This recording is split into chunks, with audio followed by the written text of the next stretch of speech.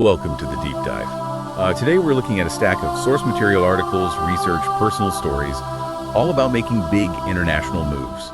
And we're cutting right to the core strategy, really trying to answer that question that separates the dreamers from, well, the doers. Yeah. The now what moment. Right. And it's interesting how the sources frame that phrase, now what? It's not confusion.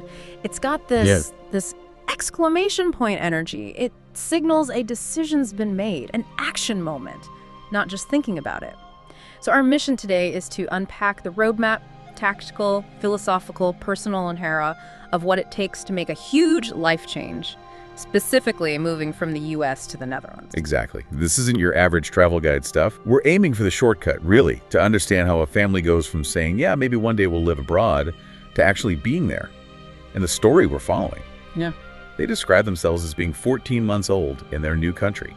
Yeah, I like that framing. 14 months old. It immediately tells you they're sharing this from the scar, not the wound, right? The hard parts, the big hurdles, the stress, that's mostly past. Now we can look back at the strategy more clearly. Okay, so let's get into the logic.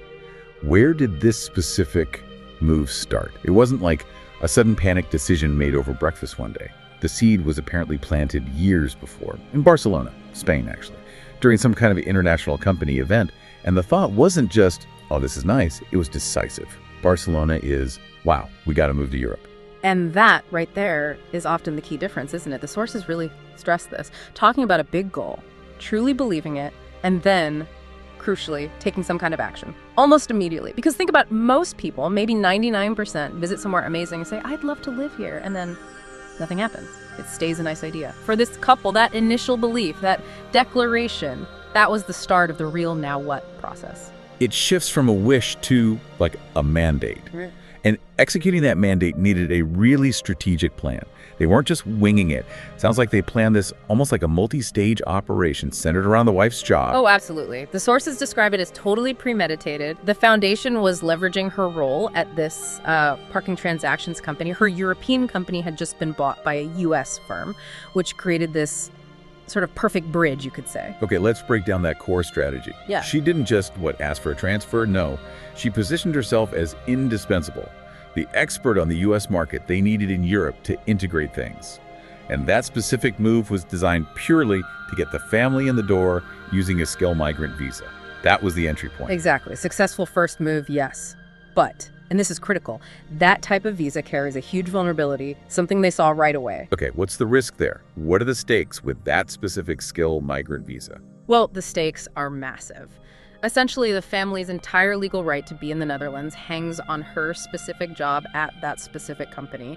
If she quits or gets laid off or even just wants to change jobs, poof, their residency could evaporate.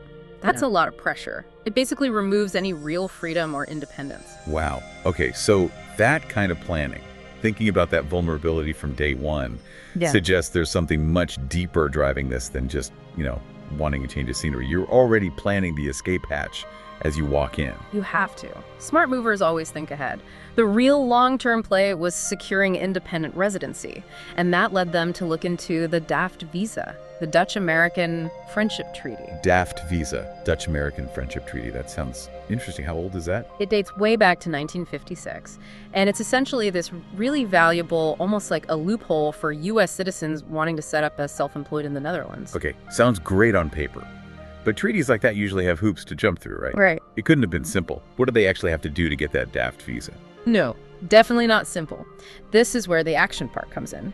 To use the DAFT visa, the applicant, in this case it was the husband, S.A. Grant, had to set up a real business. He had to show a minimum investment, something like 4,500 euros back then, which isn't enormous, but the key was presenting a solid business plan, showing you intend to actually contribute to the Dutch economy. It meant formalizing his self-employment and proving it was sustainable. Hold on. So they're applying for this whole new visa route while they're still on the first, more fragile corporate one. Doesn't that add a ton of complexity? Risk, even. Why rock the boat? It's all about risk mitigation. Think of it as building a safety net before you fall. The DAFT visa wasn't about getting in quickly. The skilled migrant visa already did that. The DAFT was the backup plan. The way to ensure they could stay independently, even if her job situation changed. They were building two parallel paths to stay. That's quite something. And the sources mentioned dealing with complexities even for their son. He was 18, legally an adult. How do they manage that? Right, that was another layer. Dependency status for an adult child is tricky. Immigration systems usually assume dependents are minors. Once someone turns 18, they're often seen as needing their own visa. So the parents had to demonstrate he was still financially dependent on them and, crucially, that he was coming primarily for education enrolling in university there. It kept him under their family application umbrella. Another small but significant piece of the puzzle. So, stepping back, this was a really sophisticated two-pronged strategy, almost like chess. Use the wife's corporate job for the initial entry, the skilled migrant visa gets the foot in the door, and simultaneously use the husband and this historic DAFT treaty to build the long-term independent foundation. It's exactly it. They ensured they had redundancy. 2 ways to stay, giving them maximum flexibility and security down the road. Okay, that level of strategic effort, that intensity, it really points to a motivation deeper than just, hey, Europe looks nice. Why go through all that complexity? What's the core idea behind this nomad mindset the sources talk about? Yeah, the why is fundamental.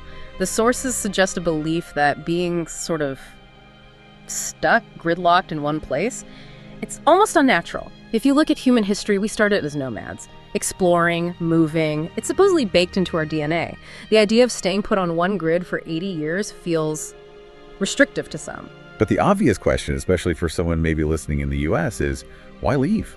Why leave what many consider, the center of things? And the answer that comes to is captured in this thought. America is great, but the world is greater. But the person whose journey this is, they basically said, look, I might have another 40 plus years on this planet. Why spend all of it in just one spot? The drive is to actually experience the world, not just see pictures or watch shows about it.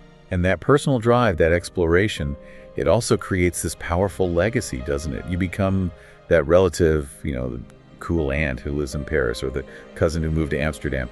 Your move becomes part of the family story, like ancestors moving from Ireland or letters about surviving the Dust Bowl. It's history making for the family. Exactly, but with a modern twist. This is a key difference highlighted. Today's nomads leave breadcrumbs of technology. Think about it. Our ancestors left maybe a few letters, a name in a ledger, maybe something dry about crop prices. But this family's descendants, they'll have podcasts, books, articles. They can actually hear the voice, the thinking, the reasons behind the move. It's the difference between a footnote in history and like a 4-hour recording of your great-grandparent explaining their immigration choices. That's a totally different kind of legacy. Okay, let's shift gears slightly to influence. Because this whole process, the planning, the philosophy, it doesn't just affect the people doing it. It ripples outwards, right? Often indirectly. Right, and the sources make a really strong point here. Doing something is way more influential than just talking about it or telling someone else what to do. Real change, real inspiration often happens subtly through, well, you could call it osmosis. Yeah, the examples given are fascinating. Like the father listening to Dean Martin casually in the car years ago, just background noise, and now his son plays Dean Martin. Or the daughter asking for help mounting a TV because she just saw her dad install maybe 5 TVs over the years. No formal lesson needed. It's that background hum, The speaker actually mentioned his own father listening to motivational tapes. His dad never became massively successful himself from them, but it created this kind of background expectation, this environment that maybe helped the son find success later.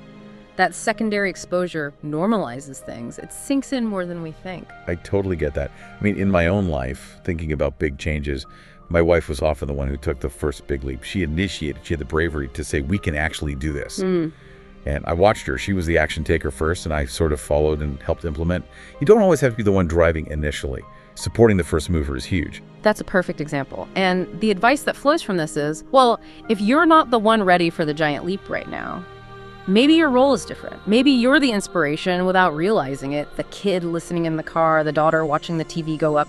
Or maybe your role is just, don't block someone else who is ready. Don't be the anchor. So translating this for you, the listener, what does it all mean? If you're feeling that pull towards your own next chapter, whether you're 8 or 68, the core advice seems very practical. Find your magnetic circle. Find your tribe, your people, the ones who give you that synergistic energy. Yeah, and it's not just generic find friends advice. The sources emphasize finding people on the same wavelength of action. They don't have to have the same background at all, but they need that positive magnetism. People who challenge you, push you, but also believe in you. This couple didn't move because they had a huge network waiting in the Netherlands. They moved because they were on the same wavelength. And that synergy, that shared frequency of ambition, it can come from unexpected places. Yeah. The key is having people in your close circle you admire, and who ideally admire you back, that mutual respect. And the payoff is potentially huge. The faster you find those people, the ones who make the big moves seem normal, who understand the strategic thinking, the bigger you could explode in the long run, as one source put it. That shared vibration, that connection, that's the real fuel for big change.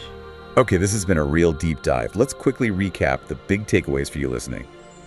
Mastering that now what point takes serious strategy, like that DAFT and skill migrant visa play. It takes a guiding philosophy believing the world is greater than just your corner of it.